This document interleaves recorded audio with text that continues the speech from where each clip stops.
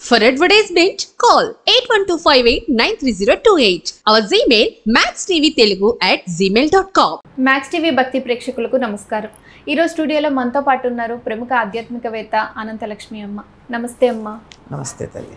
అమ్మ, సాధారణంగా మనం పూజలు చేసేటప్పుడు చాలామందికి తెలుగు చదవడం వచ్చినా రాకపోయినా సంస్కృత పదాలు ఉంటాయి. ఇలా పూజలు, మంత్రాలు, స్తోత్రాలు చదివేటప్పుడు తప్పులు చదవడం వల్ల ఏమైనా కీడు జరిగే అవకాశం ఉందా?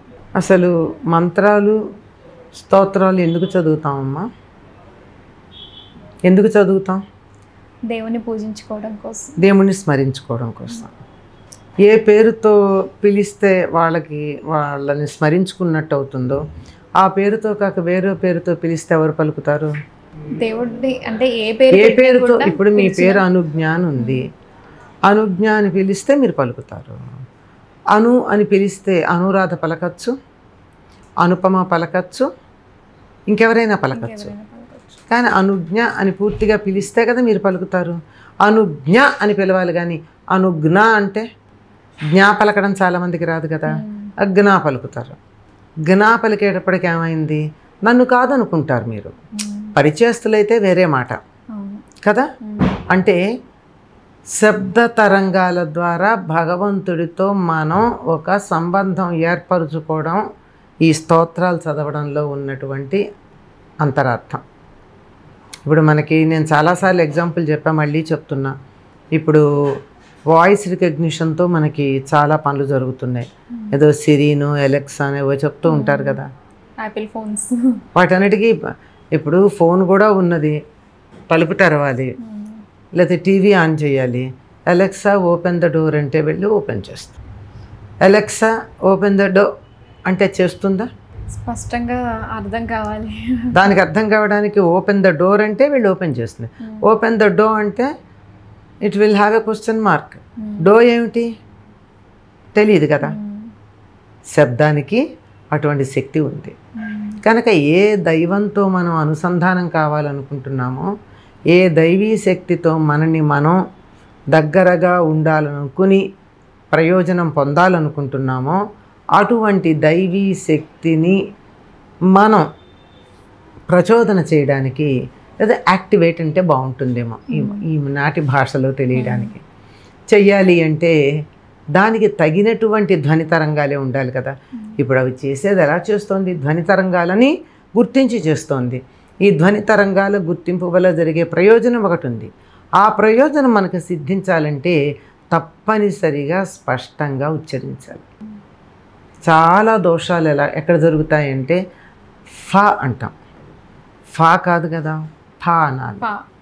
ఫా దగ్గర కూడా చాలా మంది షా పలుకుతారు. శాశాసాలకి తేడా తెలియదు, అర్థం మారిపోతుంది. ఆసక్తి అంటే ఉండే అర్థం వేరు, ఆసక్తి అంటే ఉండే అర్థం వేరు.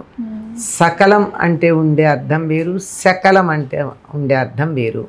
సకలం అంటే ముక్క, సకలం అంటే హోల్. ఎంత వ్యతిరేకమైన భావన ఉంది. కనుక నాకు సకలం ఇవ్వు అని అడిగామనుకో అమ్మవారిని, చిన్న మొక్క ఇస్తుంది.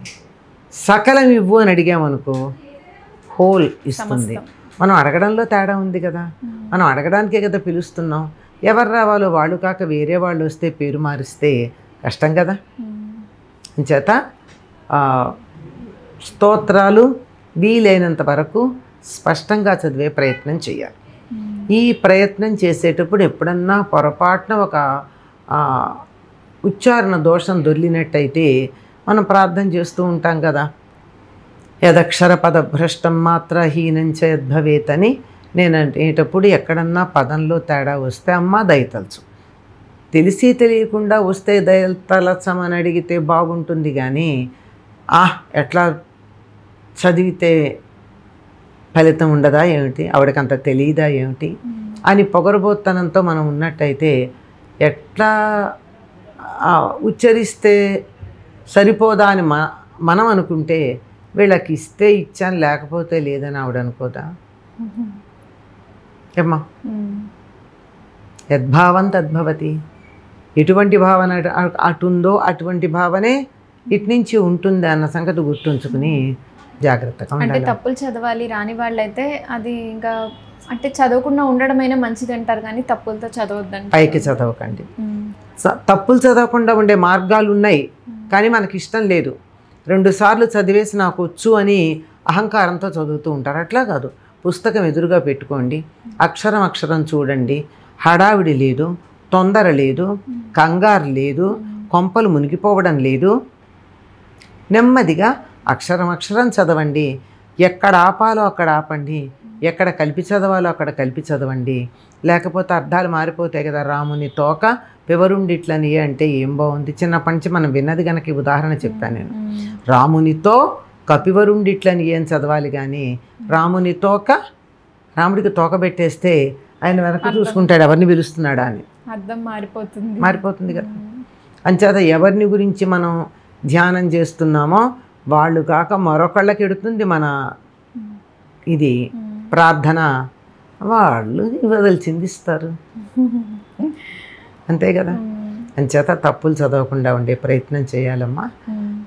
ప్రారంభంలో వస్తాయి, కానీ దానికి చిన్నతనంలో మాటలు నేర్చుకునేటప్పుడు ఒక మాటకు ఒక మాట మాట్లాడితే బాగానే ఉంటుంది, ముద్దు మాటలు. పెద్దయ్యాక బాగుండదు కదా. చిన్నప్పుడు అవే మాటలు ముద్దు మాటలు అనిపిస్తాయి, తప్పులు మాట్లాడినా. ఊరి ఊరిన ఆవకాయను వచ్చి రాని మాటలు ముద్దుగా ఉంటాయి, కానీ అది మొత్తం సంవత్సరం అంతా ఆవకాయి అలా ఊరకుండా ఉంటే బాగుండదు. జీవితం అంతా అలా వచ్చి రాని మాటలు ఉంటే బాగుండదు. చక్కగా చెప్పారమ్మా, ధన్యవాదాలు. నమస్తే అమ్మా.